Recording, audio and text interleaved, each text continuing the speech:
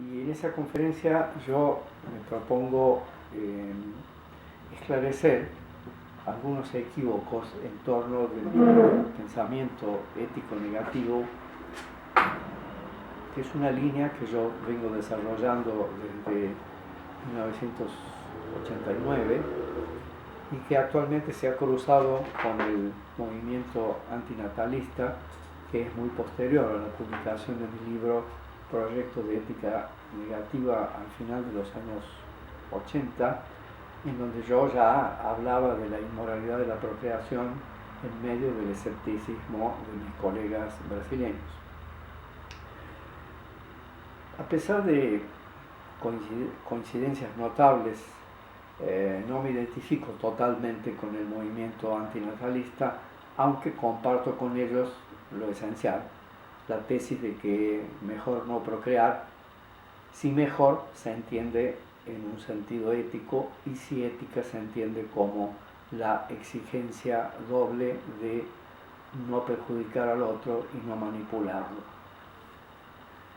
Pero por el lado natalista, que es el vigente, hoy son tantas las incomprensiones e injusticias que se dicen y se escriben contra el antinatalismo, que decidí dividir la presente charla en dos mitades, una contra los natalistas y la otra exponiendo mis problemas con los antinatalistas. Bueno, entonces la primera parte se llama Contra natalistas y optimistas. Bueno, es increíble cómo los pesimistas y antinatalistas continúan siendo atacados de maneras sumarias, alegándose, por ejemplo, una supuesta trivialidad de las tesis pesimistas al acentuar los lados malos de la vida, como si ellos no fueran suficientemente conocidos y no fuera una total banalidad acentuar lo que todo el mundo sabe. Por otro lado, los pesimistas sufren también un aluvión de argumentos ad hominem, que es aquella falacia que consiste en atacar al argumentador en lugar de atacar al argumento. Como si los pesimistas tuvieran esas ideas porque son personas amargadas, frustradas, que no consiguen manejar esos lados malos de la vida. Un ejemplo de lo primero apareció en el grupo Pinaxos de Brasil hace poco, en donde un miembro del grupo, después de leer la noticia sobre la aparición de mis dos libros, Malestar y Moralidad y Discomfort and Moral Impediment en Inglaterra, manifestó su irritación delante de lo que él llamó cierto espíritu schopenhaueriano, que insistiría en fórmulas repetidas, mostrando una incomprensión de los afectos y las aspiraciones humanos, pero todo eso sin comentar una línea siquiera de ninguno de mis escritos, tan solo, supongo, basado en los títulos de los libros que vio. Yo ya expuse en varios de mis escritos mi pensamiento acerca de la importancia de insistir en las trivialidades de la existencia por tocar problemas éticos de carácter básico que habitualmente no son tratados en los libros de ética. En general, todo el pensamiento ético euro-norteamericano que estudiamos ignora totalmente el problema del nacimiento como categoría moral, prefiriendo hundirse en los problemas éticos intramundanos sin hacer ninguna reflexión de base. El hecho radical de haber nacido unilateralmente y de manera manipuladora no quiere o no pretende tan solo exhibir un pesimismo morboso de espíritu schopenhaueriano, sino pensar en los últimos fundamentos de la moralidad y revisar algunos de nuestros valores fundamentales vinculados a las relaciones éticas con nuestros orígenes.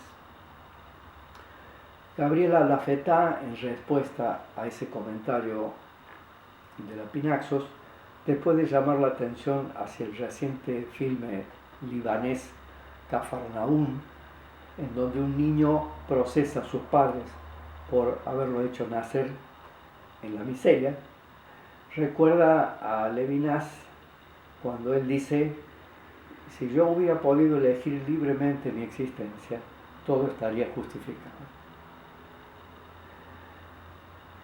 También ya argumenté largamente contra esa idea del lado bueno de la vida y del lado malo, que es lo que yo llamo la teoría vaivén. La vida tiene de todo, cosas buenas y cosas malas, apuntando que mientras en el plano del intramundo hoy ocurre algo malo y mañana algo bueno o viceversa, dentro de la estructura misma de la vida no hay vaivén. Por ejemplo, no estamos más viejos un día y al día siguiente estamos más jóvenes de nuevo. No hay, pues, lado bueno de la vida en la estructura terminal del ser. Suelo explicar eso con la imagen de la caída. Nuestras vidas son estructuralmente una caída vertiginosa hacia el suelo, pero durante la caída hay vaivén. En algunos momentos de la caída estamos bien, en otros estamos mal, pero en ningún momento dejamos de caer. En lo que se refiere a los argumentos ad hominem, un señor llamado Ricardo Boldin escribió en Brasil un texto llamado "El antinatalismo es una mezcla de ignorancia y de arrogancia de las más graves". Ya el título se refiere directamente a los efectos perniciosos de la tesis, pero no a su contenido. La primera frase del texto ya comienza con un ad hominem. El antinatalismo sería la bandera de aquellos que no aprendieron a enfrentar los dolores del mundo y quieren imponer sus frustraciones a todos los demás seres del planeta. En esta frase hay dos acusaciones, solo la primera de ellas es una expresión de un ad hominem, de la otra afirmación me voy a ocupar después. Bueno, ya un joven estudiante de un primer año de lógica sabe perfectamente distinguir entre una tesis y los motivos que llevan a alguien a sostenerla. Suponga que sea cierto, lo que no es obvio, que lo que lleva a los antinatalistas a defender la tesis de que nacer es inmoral sean sus frustraciones personales, su impotencia, sus malas relaciones con la familia o lo que sea. Concedamos eso. Con eso, ¿hemos refutado el antinatalismo? Bueno, es evidente que no. Pues ahora tendremos que examinar si la tesis de que procrear es inmoral, tesis que esa persona puede sostener por causa de sus frustraciones personales, vamos a conceder eso, se sostiene o no se sostiene mediante argumentos. Son dos cosas diferentes. Una tesis puede ser sostenida debido a frustraciones personales de su enunciador y aún así ser una tesis verdadera. ¿Será que hay que aclarar eso otra vez? El adversario debería probar en todo caso que las frustraciones del enunciador deforman la verdad, pero en ese caso no es mejor decir por qué la idea del antinatalista es una deformación de la verdad, en lugar de perder tiempo atacando a la persona del argumentador. Tampoco tenemos que ver, en primer lugar, si la tesis antinatalista es dañina, perjudicial, perturbadora, desagradable, irritante, de efecto negativo, etcétera, etcétera. Tenemos que ver si la tesis es verdadera o sustentable mediante argumentos o no. Pues aún lo más sublime, como la lectura de la Biblia o una película de Walt Disney, puede tener efectos dañinos. Primero tenemos que ver si la tesis se sostiene. Después veremos qué hacer con sus eventuales efectos perniciosos. Pero no podemos apoyar lo que nos parece falso solo porque hace bien y tranquiliza a las personas o las hace más productivas, y esconder lo que vemos como verdadero solo porque es desagradable o irritante por los valores vigentes. Bueno, lo curioso es que estos argumentos ad hominem, que indagan acerca de la persona del enunciador, aparecen solo cuando las tesis son pesimistas y negativas. Cuando son afirmativas y optimistas, a nadie se le ocurre presentar un argumento ad hominem. Por ejemplo, delante de alguien que dice que la vida es una dádiva de Dios, un milagro luminoso que debemos agradecer diariamente mediante la oración, nadie objeta algo como, él dice eso porque fue influenciado por una educación religiosa que lo marcó para toda la vida. Nadie dice eso. Si es bello, es verdadero. Y nadie se pregunta por la infancia o la formación de la persona que declara cosas bonitas y halagüeñas. Parecería que lo natural es pensar que la vida es bella y que solo debemos indagar por características patológicas de la persona cuando ella dice que la vida es mala. Pero esa es una asimetría muy difícil de justificar filosóficamente. Es muy difícil para espíritus vulgares y apresurados entender la relevancia de estas cuestiones radicales, radicalidad a la cual la filosofía de todos los tiempos, desde Platón a Husserl, siempre nos ha convocado. El antinatalismo es una tesis de filosofía, y a nosotros nos enseñaron persistentemente en los cursos y libros que la filosofía es un preguntar radical que pone en duda incluso los valores establecidos y aquello que nadie más se cuestiona. Siempre nos repitieron eso. Entonces, cuando la filosofía pone en duda un valor totalmente establecido, como la moralidad de la procreación, no está haciendo otra cosa que cumplir con la función más característica de la filosofía, dudar de aquello de lo cual nadie duda. Un filósofo no es alguien que confirma los valores vigentes, sino alguien que mediante el pensamiento los pone en duda radical. Podrá finalmente concordar con ellos y aceptarlos, pero solo después de un análisis que no se puede saltear.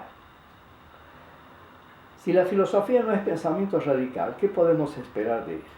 Como decía Schopenhauer, si nosotros nos callamos, ¿quién hablará? Bueno, más adelante en su artículo, el autor citado menciona dos motivos usualmente aducidos por los antinatalistas para no tener hijos.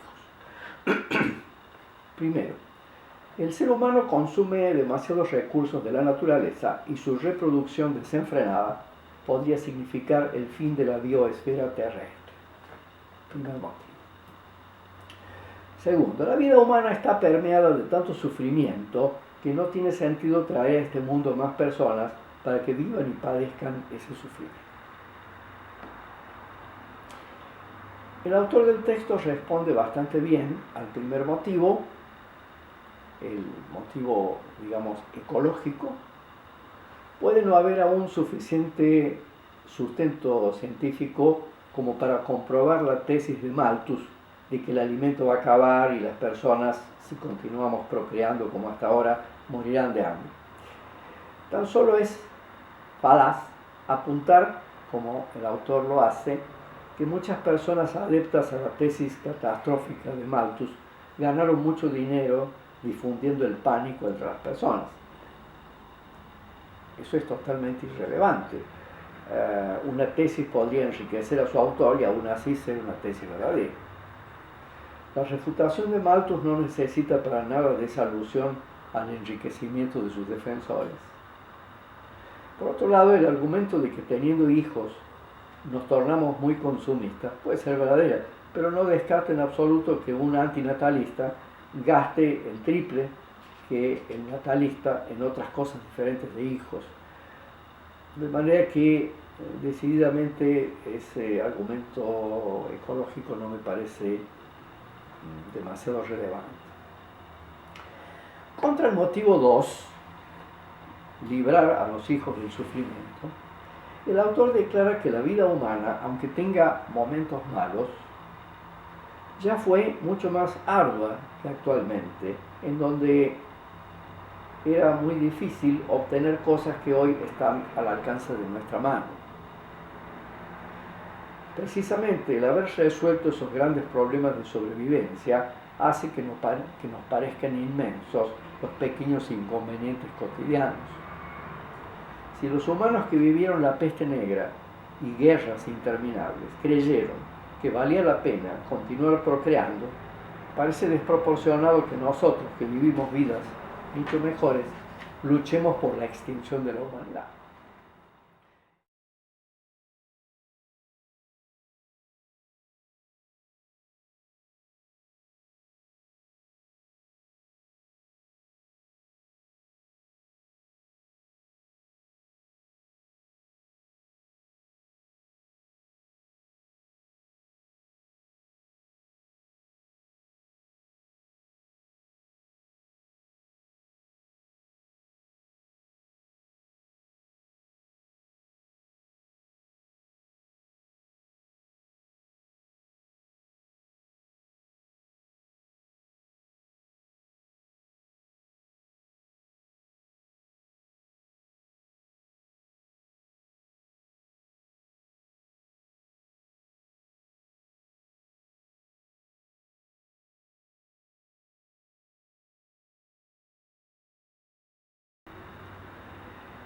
En el resto del texto, el autor continúa permanentemente confundiendo el nivel del contenido de las tesis antinatalistas, que nunca se ha analizado realmente, con el nivel de sus posibles impactos sociales perniciosos. La desestabilización del núcleo familiar, el peligro de aumento del poder estatal, de lo políticamente correcto, el obstáculo que los hijos representarían para la felicidad, etc. Bueno, lo que yo quería hacer notar aquí es que mi propio pesimismo, el que expongo en mis libros, es lo que yo considero como siendo un pesimismo estructural. No es un pesimismo empírico. Mi específico tipo de pesimismo, en el cual se basa mi antinatalismo, no es en absoluto un pesimismo ecológico, motivo 1, antes expuesto, pero tampoco es un pesimismo hedonista, del tipo del motivo 2 del sufrimiento. Yo no creo que no haya que tener hijos porque no habrá alimentos para todos. Sabemos que la pobreza del mundo no es un hecho natural, sino producido por los humanos, de manera que en principio puede ser enfrentado, sea por medios pacíficos, sea por medios violentos, si por ejemplo los hambrientos se rebelan contra el poder establecido. Tal vez se podría decir que es bueno no tener hijos para que no sean afectados por los disturbios sociales que surgirán por causa del hambre, pero no por el hambre en sí mismo. De todos modos, jamás la cuestión ecológica me pareció un argumento suficiente para sostener el antinatalismo, tan solo un buen argumento de apoyo.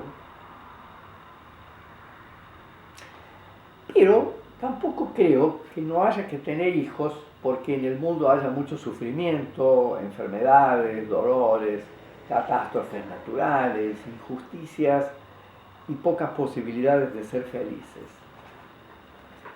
En verdad, tanto el motivo 1 como el motivo 2 son motivos empíricos y no estructurales, aunque sean muy importantes y amplios. Mi pesimismo es fundamentalmente un pesimismo ético. Para un filósofo, algo más terrible que el problema del agotamiento de los recursos naturales y que el sufrimiento físico y psicológico es el hecho de que sea imposible vivir una vida humana moralmente buena.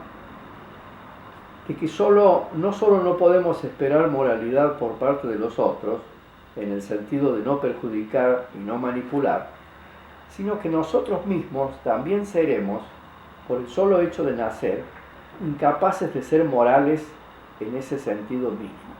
Este tema está largamente desarrollado en mi libro Malestar y Moralidad, y es el tema de lo que yo llamo inhabilitación moral, que es el hecho de que no podemos ser moralmente considerados con todos los otros, en todas las circunstancias, en todos los contextos, y que para llevar adelante nuestras vidas tenemos de alguna manera que perjudicar a los proyectos de otros seres humanos y manipularlos para nuestro beneficio, a veces contra lo que nos gustaría hacer, por la propia fuerza de las circunstancias, no meramente sociales o económicas, sino ontológicas, o sea, estructurales. Trato de la cuestión de la inhabilitación moral en el capítulo 2 de ese libro. Las ideas fundamentales están entre las páginas 135 y 158, más o menos, aunque es aconsejable leer la totalidad del capítulo 2 para asimilar la noción de inhabilitación moral y examinar también todas las posibles objeciones que fueron presentadas. La cuestión puede ser explicada rápidamente en la siguiente secuencia. Al nacer, somos colocados en una situación adversa de agresiones, sufrimientos, insatisfacciones corporales y anímicas, en la que somos obligados a crear valores positivos para proteger.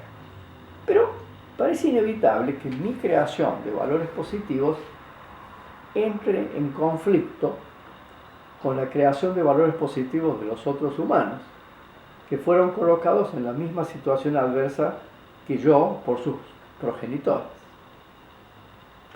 Entonces construimos valores positivos en espacios y tiempos estrechos de maniobra, a veces de manera urgente, y no podemos dejar de perjudicar a otros aún sin intención, por atolondrados, por descuido, pereza, distracción, incompetencia, ignorancia o pasividad.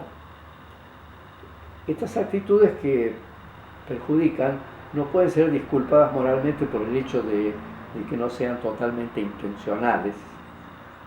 Mis descuidos y mis incompetencias son moralmente imputables. Los estados totalitarios no fueron construidos tan solo por los militantes fanáticos, sino también por la pasividad, la indiferencia y la ignorancia de las poblaciones. Hay personas que perjudican sin darse cuenta de que lo hacen, porque ya internalizaron su indiferencia. De manera que no nos exceptuamos de imputación moral simplemente diciendo, no fue mi intención. Para poder soportar las fricciones de la vida, tenemos que darnos valor y tratar de ganar un lugar en el mundo. Pero para eso tenemos que ser indiferentes e insensibles en cierto grado. Con muchos escrúpulos morales no conseguiríamos vivir. Ya el niño, tímido y demasiado respetuoso, sufre en la escuela el castigo y desprecio de los niños más fuertes que aprendieron a vivir más rápidamente que él. Entonces, en mi línea pesimista, no debemos tener hijos, porque además de ponerlos en un lugar de sufrimiento físico y psicológico, bajo la forma del dolor y el desánimo, y generarlos para nuestro propio beneficio, para nuestra alegría y nuestra realización, y de manera inevitablemente manipuladora, lo que estamos generando es un nuevo ser inmoral que solo podrá abrirse camino siendo extremadamente insensible al sufrimiento ajeno y teniendo que competir duramente con los otros, en el sentido de darse valor y quitarle valor a los otros, no para hacer algo grandioso, sino simplemente para continuar viviendo.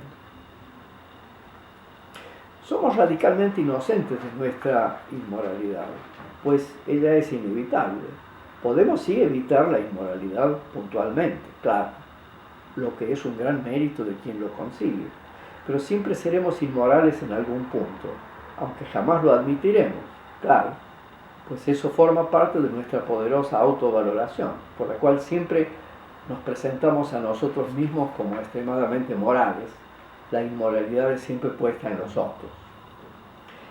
Este elemento ético es, en mi pesimismo, el motivo fundamental del antinatalismo. Pues no es el sufrimiento, pues este podría ser un mundo lleno de sufrimientos, pero si pudiera ser un mundo moralmente ético, el sufrimiento quedaría de alguna forma suavizado y hasta justificado.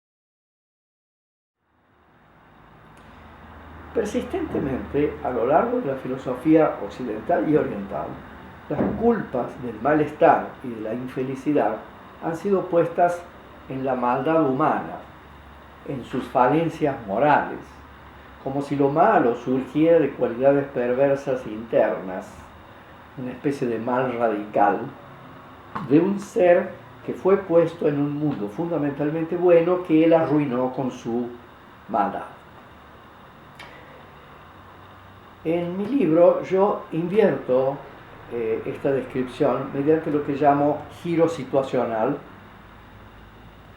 El mal, o para mejor decir el malestar, la adversidad, está en la situación en la que fuimos asimétricamente colocados por nuestros progenitores.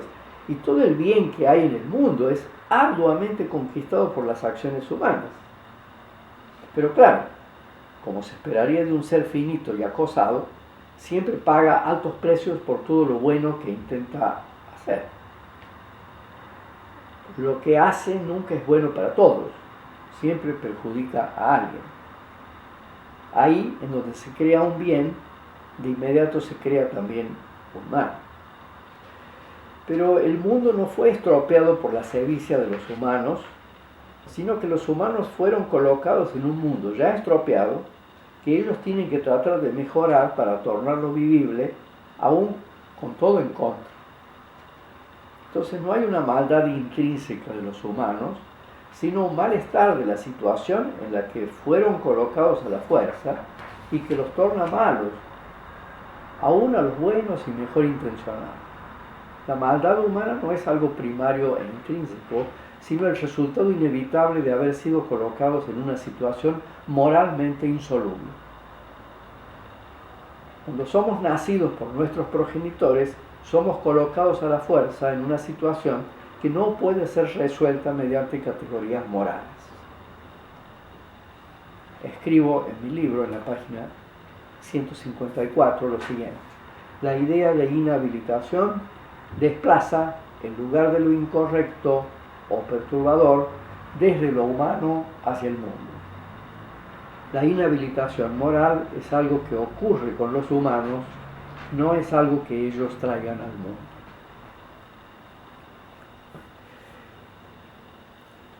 Entonces, esta es la motivación filosófica profunda para no tener hijos dentro de mi pesimismo estructural ontológico. Los argumentos contra el motivo ecológico y contra el motivo hedonista no afectan mi pesimismo estructural. No hay que tener hijos porque solo es posible tenerlos mediante prejuicio y manipulación, y porque nuestros hijos serán también moralmente inhabilitados de manera inevitable. Los natalistas no se preocupan mucho con esto, están más preocupados en la cuestión de la felicidad. Mientras los pesimistas empíricos piensan que la felicidad es imposible, yo pienso que ella es perfectamente posible, pero siempre a costa de la felicidad de otros.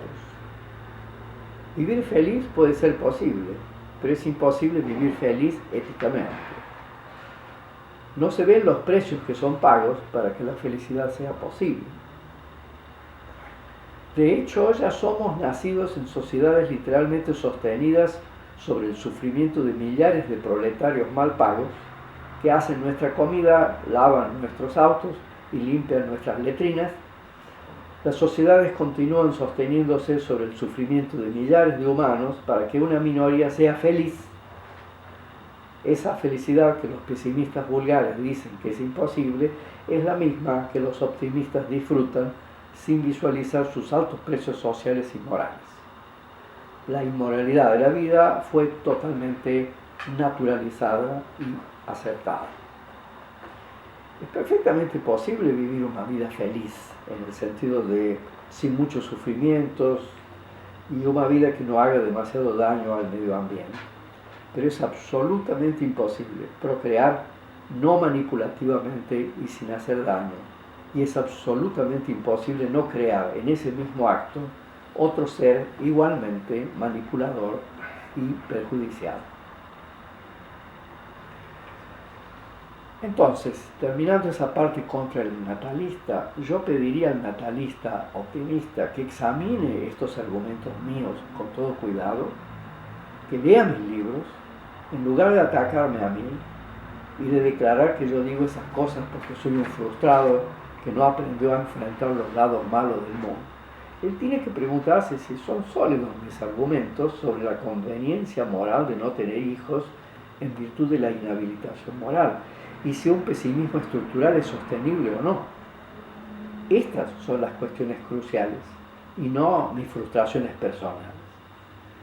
Porque en ese mismo nivel yo podría responder al crítico diciendo que él rechaza tan vehementemente el antinatalismo porque creció ahogado por los valores tradicionales religiosos de una familia opresiva, lo cual sería tan fuera de lugar como acusar a los antinatalistas de frustrados.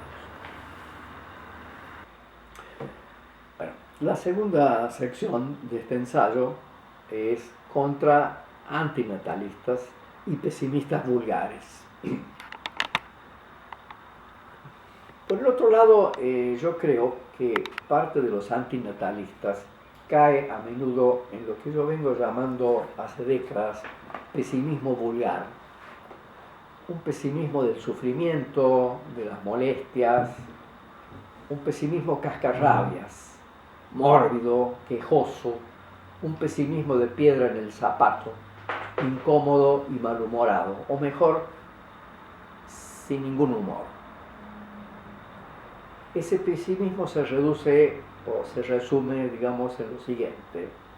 La vida es una porquería llena de sufrimientos, enfermedades, incomodidades, conflictos, incertidumbre, dolor de muelas, esperas interminables, burocracias absurdas, depresión y muerte.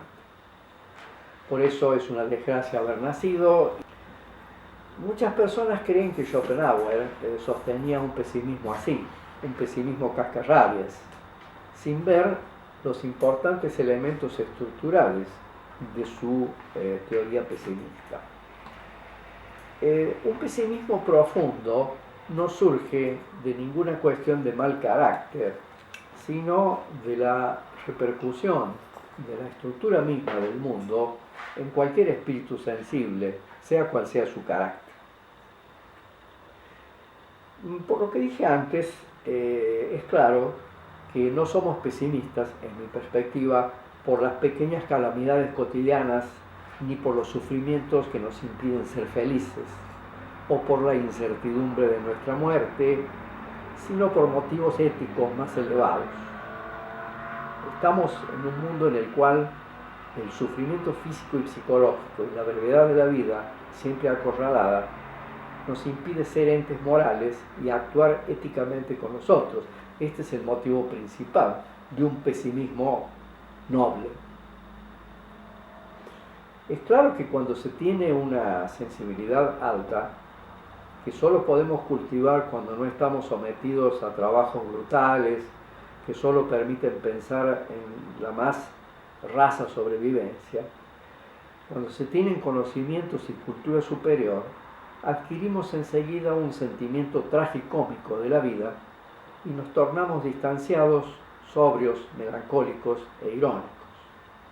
La tristeza, la melancolía y el humor negro son las perlas de la cultura pesimista.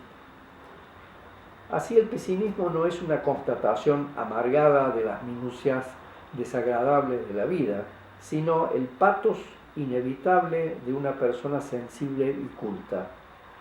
Quien se cultiva y continúa siendo optimista aún no pensó lo suficiente, o lo que estudió no fue recibido por una sensibilidad apropiada al saber adquirido.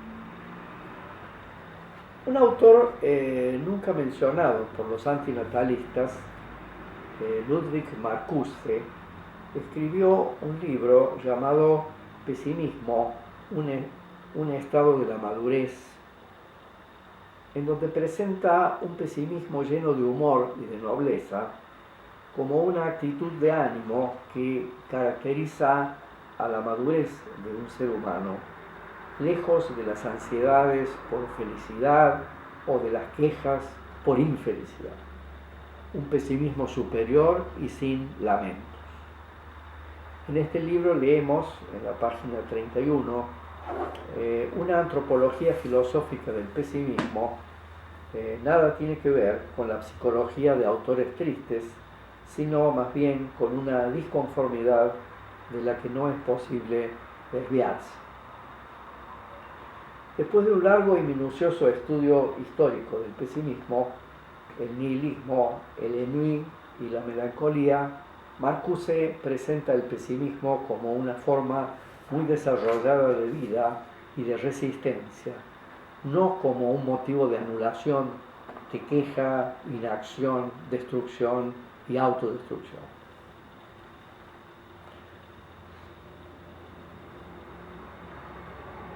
Tal vez el método filosófico asumido tiene una influencia también en los resultados alcanzados. Los antinatalistas son, en general, analíticos. Por tanto, su pesimismo es también un pesimismo analítico, sin elementos existenciales. Tan solo los aspectos objetivos son enfocados, pero sin lo vivido, tan solo la constatación de la mala calidad de la vida y nunca las maneras miserables o grandiosas como esa mala calidad es vivida efectivamente por los humanos. Bueno, mi segunda objeción, la primera es esta entonces del pesimismo vulgar, ¿no? Mi segunda objeción a los antinatalistas se vincula con la última parte de la frase ya citada del autor del artículo, cuando él dice que los antinatalistas quieren imponer sus frustraciones a todos los demás seres del planeta. Bueno, dejando fuera lo de las frustraciones, de las que ya hablé antes, sí concuerdo plenamente, pero de manera general, no tan solo contra el antinatalismo, con que ninguna tesis filosófica debe tratar de ser impuesta a toda la humanidad. Ni el antinatalismo, ni el natalismo, ni el cristianismo, ni el marxismo, ni el capitalismo, ni el socialismo, ni nada. Y ni siquiera lo que estoy diciendo en este preciso momento, tampoco. Todo lo que decimos es tan solo líneas de argumento que siempre pueden ser discutidas. El autor del artículo critica la actitud proselitista del antinatalismo su pretensión de generalizar la tesis antinatalista, inclusive de imponerla mediante leyes o coerciones. Y remata, no se trata tan solo de una decisión particular de no generar descendientes, sino de una tentativa de persuadir y aún de obligar a todos acerca de la conveniencia de esa decisión. También los antinatalistas extrapolan la esfera de sus propias existencias y pretenden interferir en las deliberaciones de aquellos que desean constituir familias. Les falta, comenta el autor, la humildad de presuponer que pueden estar errados y les sobra la petulancia de considerarse los ingenieros de una sociedad perfecta. Hasta ahí la cita. Bueno, yo tengo que decir que estoy totalmente de acuerdo con todo eso. No solo por razones éticas, sino también por razones lógicas, lógico-argumentativas. ¿Por qué digo eso? El antinatalismo es una postura filosófica y como todas las posturas filosóficas depende de presupuestos, de premisas, de acciones, de valores básicos, de las definiciones que da de palabras relevantes, de los tipos de inferencia que va a admitir, etc. Y siempre otras personas pueden poner en duda por lo menos uno de esos presupuestos. Al final somos seres finitos también como argumentadores y siempre podemos estar equivocados. No somos capaces de captar una verdad absoluta que no admite contraargumentaciones. En mi abordaje negativo de la argumentación no existen verdades que no sean relativas a sus presupuestos, que pueden siempre ser aceptados o rechazados. Por ejemplo, Wasserman presenta argumentos tratando de mostrar que aun cuando las premisas de Benatar puedan ser aceptadas como verdaderas, de ellas no se sigue lógicamente la total abstención de procrear o la extinción de la humanidad, sino tan solo la necesidad de controlar la natalidad, aconsejando mayor sobriedad y responsabilidad en el acto procreado. Esta línea de argumento no es absurda y alguien tiene pleno derecho de sostenerla. El antinatalismo no puede imponerse por la fuerza porque las personas afectadas podrían estar de acuerdo con Wasserman y no con Benatar. Pero esto es una cuestión general, no es un ataque específico contra el antinatalismo. Y esto se puede aplicar también al natalismo, pues actualmente vivimos en una sociedad en donde los valores natalistas son impuestos por el Estado y la sociedad. Los valores de la familia y la procreación, que el autor del artículo defiende como naturales y normales, son también impuestos. Este es un argumento contra los antinatalistas solo en la estricta medida en que ellos defiendan algún tipo de fanatismo antinatalista. No es, pues, un argumento específico contra los antinatalistas, sino contra cualquier tipo de fanatismo, definiendo fanatismo como la actitud de imponer una verdad absoluta a toda la humanidad para su propio bien y aún contra su voluntad. En este sentido, los antinatalistas fanáticos son optimistas lógicos que piensan que es posible para el ser humano alcanzar verdades absolutas. En términos éticos, sería una desconsideración de la autonomía de los involucrados en un asunto que es de su pleno interés. Un procedimiento que no pasa por el consentimiento de los afectados es intrusivo, sea doloroso o sea cordial. En la colonización de América, casi todos los clérigos estaban de acuerdo que los indígenas debían ser evangelizados y la discordia era solamente la manera de hacerlo, de forma violenta o de manera dulce. Pero una evangelización llena de amor es aún una evangelización. El problema es que extraemos convicciones absolutas de verdades relativas. Émile Cioran, uno de los antinatalistas más convictos, siempre criticó el fanatismo, mostrando que las certezas pueden hacer más daño que las dudas. De hecho, los totalitarismos del siglo XX nunca fueron escépticos, siempre fueron dogmáticos y fanáticos.